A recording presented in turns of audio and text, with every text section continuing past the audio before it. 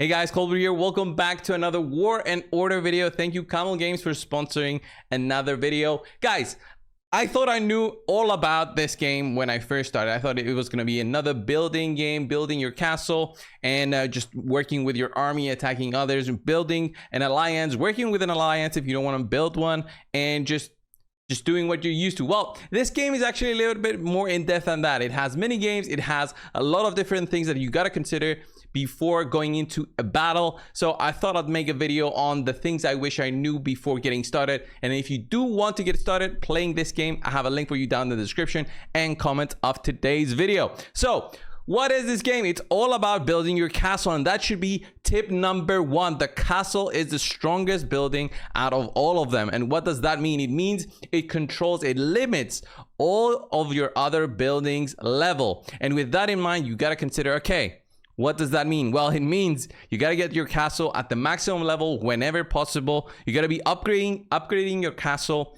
whenever you can, and then trying to find how you can get that next big upgrade. I myself have a castle at level 21. In order to get it to level 22, I got to upgrade lots more things such as barracks to 21 and castle wall, my drill grounds, and all of that together means that I can upgrade it further and then upgrade those buildings further. My maximum level for all of my buildings is limited to the level of my castle, and that dictates on my progression. And with that in mind, I go about upgrading my buildings with the goal in the end to upgrade my castle even further. I know it does take time, but that is the nature of these types of games. So my castle is level 21. I'm working on that, upgrading my other buildings, and with that in mind, I'm kind of cool at the moment because it will take me some time to get to level 22. I'm focusing on my barracks as an example.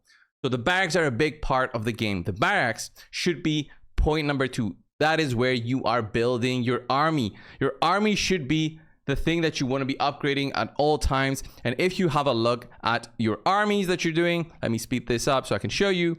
You have a limit in the army's levels and tiers, okay? So I have tier 7 elite swordsmen or cavalry, archers, and mages at the moment. In order for me to get to the 8th tier, I gotta upgrade this to 22. How do I do that? Well, it's point number 1. I gotta get my castle going. And in order to do that, it's gonna take me some time. But the next tier, it just makes my army so much more powerful. And then we have tier 9, tier 10, and it gets crazier and crazier and crazier the longer and the further you push within this game. But do not worry, because there's a way to actually upgrade all of your army. Even though, let's say you're starting out, you got lots of armies at lower tiers, let's say tier 3, and you're thinking, okay, that's gonna take me ages to get these armies upgraded even further. Well, no. There's a building actually that helps you do that, guys, and it's point number 3, and it's the drill grounds. Okay, this is where you're basically upgrading your armies, you're getting them stronger without actually having to recruit more armies and more armies. Of course, you're going to be recruiting anyway, but you want to be considering also the fact that you can go to your drill grounds here. Based on its level, it's going to make it even better for you. But the true promotions I can do, for example, now to get my tier 5 master swordsman, to get them to tier 7, which is the maximum I can do, is I can get my 783 swordsmen upgraded pretty easily as long as I've got the resources, which I do have. They're all sitting in my inventory, and that's going to be the next big point. I'll show you guys right now. Boom, confirm. In about 13 hours, I'll have 783 new tier 7 swordsmen. I'm totally happy about that. And as you can see, I've got some others I can upgrade even further after that. So it's not like I'll have this sitting around doing nothing. And being idle is a problem in this game. As you can see, I purchased this golden hammer. This allows me to do 2 buildings simultaneously, meaning okay, I have this building, this upgrade on my barracks going on at the moment. It's going to take me 3 days to complete. I can actually use this golden hammer to do the smaller things in the game. Okay, after you collect all of your resources, which you can do very quickly, especially if you move around your phone, or if you're on BlueStacks or something, you can actually do that in there as well. Go around and upgrade my smaller buildings, which take way less time. So for example, my farms, they take way less than this. I can use my gems to do that, or I can even schedule them depending on if you have that upgrade through the shop. Okay, if you don't, then you can just do using the golden hammer for those extra upgrades and do the simple things which You can usually upgrade these things when you're online. Let's say you're going to be playing for 40 minutes. You know, you'll be back around this time when this is done. And then you put something that is way longer than that to upgrade it overnight as an example. So that is a really good tip to follow, especially being idle means you're losing on efficiency and you don't want to be doing that. As you saw here, I upgraded my hospital and use this as a good way to heal up my army. Why do I upgrade my hospital to the maximum level? This allows you to basically recover, especially if you do get attacked by lots of enemies. What does that mean? So when you get attacked, guys, you'll see the sanctuary here. That is where your troops go and they are looking for a revival. What does that mean? Well, it means you do not lose your troops. As long as you got a lot of capacity available, and that goes up with levels, you should be okay, and use this holy water to recover your army. This is a very good tip in the way to understand that, okay, you might be away from the game, you might get attacked, the alliance might not have been able to protect you. This is a good way to basically recover what you've lost, and the higher level of sanctuary, the hospital, will allow you to do that. And there's quests also that you do, which I do every single day when I do need the holy water, and that helps me just recover all of my armies that were lost. The next tip I have for you is the depot. The depot right here basically limits the amount of resources you can lose. When you do get attacked, there's a maximum limit of resources that the enemies can steal, depending on your depot. Your stone is protected up to 100,000, your food up to 500,000, 500,000, 550,000, as you see right here. And the higher level you have on your depot, the more protected your resources are. This is not a crucial development, I would say, for your account, because depending on how often you get attacked, that also can limit the amount of effort you want to be putting in your depot. Me personally, I do try to level it up, but unless it's extremely necessary by my castle upgrades, I'm not going to be upgrading it, because I kind of feel safe with my resources. I barely have resources at all points above this limit, and the reason I do that is because I have them all in my pack. Okay, your pack is basically the protection you have against enemies.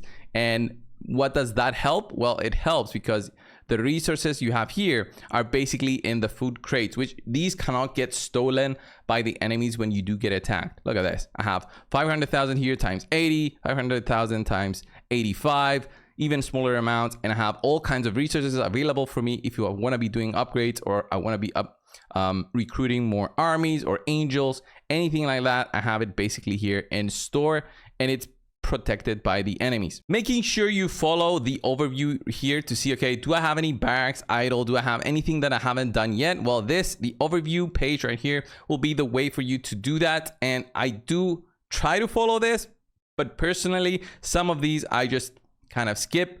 And the ones I do want to be following is especially using my barracks and my constructions right here. So my barracks right here, I have an idle barracks. I should go and start recruiting some tier 7 mages. That's going to help me a little bit with my army, since I'm trying to mix in mages now into the composition of my armies. I basically have swordsmen and archers, but I want to throw in some mages in there as well, just to get things going a little bit better. As you see here, my monster reports are basically done here. I have my armies marching in a succession because I want to be attacking at all times, especially when I'm online and playing.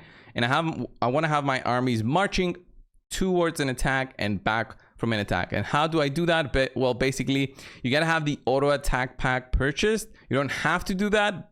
You can do manual the attacks, but basically what you want to be doing is using up your stamina at all times for attacks, regardless of whether you want to actually be attacking. Your stamina is recovering, and especially if you have these stamina items that can help you recover stamina quicker.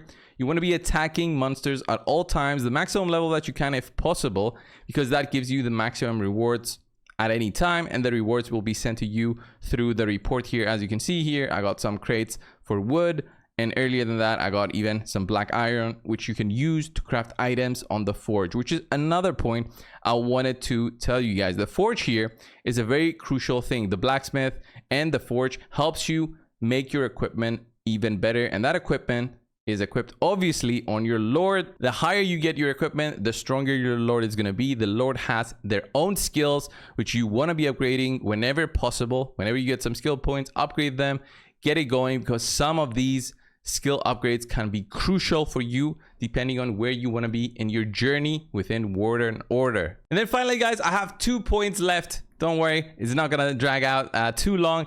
2 points left. It is, of course, the mini games. There's multiple mini games. There's here the tower defense mini games with the infinite wars. It's pretty cool mini game. If you do like the tower defense, you want to be doing these because there's some nice rewards through the shop. And then there's also this mini game right here. Let me click on it, where it's basically a how can I call it? Well, you're defending against monsters, and when you complete that, you basically get some rewards. It doesn't have to do anything with the normal gameplay, but it is a pretty cool way to challenge yourself, as long as you got other stuff going in the background. You do this, let's say you get your upgrades, and there's enemies, you move around and you're attacking them. It's a pretty cool mini game. Definitely passes the time, especially if you're bored, and I do enjoy it, but not in succession. Like, I do this a little bit and then I do other stuff within the game just to pass the time and get some upgrades, especially if it gets too difficult. I don't want to be spending too much time in there. And the final point I wanted to cover, guys, is your beast. Your beast is basically an ally to your troops. You want to be upgrading it whenever possible, trying to complete events, anything that the game gives you where it gives beast XP and skill XP for your beast. You want to be doing this at all times, whenever possible, to get this stronger, because it's an ally for your troops. It does damage, and each beast has its own skills and abilities. I have the Phoenix, which I find the coolest of them all, but there's multiple other beasts which you can take on and change through. It's gonna have the same level as you have on your main beast, so do not worry that you're gonna be starting out with a level 1 beast.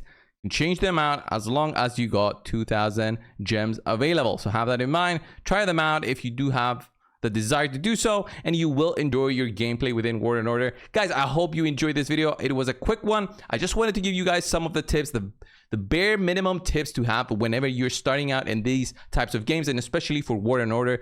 Download the game, guys. Try it out. Let me know what you think down in the comments below. Thanks again for watching and subscribing to the channel. I'll see you guys in the next one. See ya.